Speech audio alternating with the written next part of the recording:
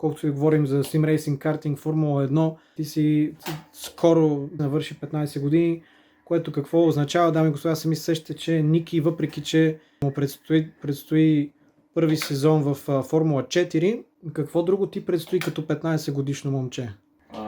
Учене в училище. Именно.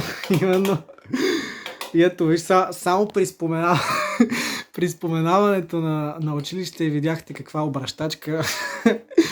Аз, колкото и да съм фен на моторния спорт, на Формула 1, на картинга и на симрейсинга, независимо дали е на българско или световно ниво, не мога да си представя аз, Самуил, на 15 години. На мен в училище ми беше много трудно, да ти кажа. На тебе трудно ли ти е в училище или...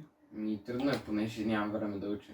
Уча просто не през цялото време, което означава, че като уча трябва да науча много повече от това, което принципно трябва. За да мога да съм по-напред с материала, че когато нямам време да уча или карам в същото време да не съм по-назад с материал. Какви сте оценките в училище? 5-6. Петици и шестици. Да. Това е много добре. Въпреки че не ги следа, понеже аз си правя само финалния тест за годината. Да. Не правя всичките други тестове. През това време уча за крайния тест на годината.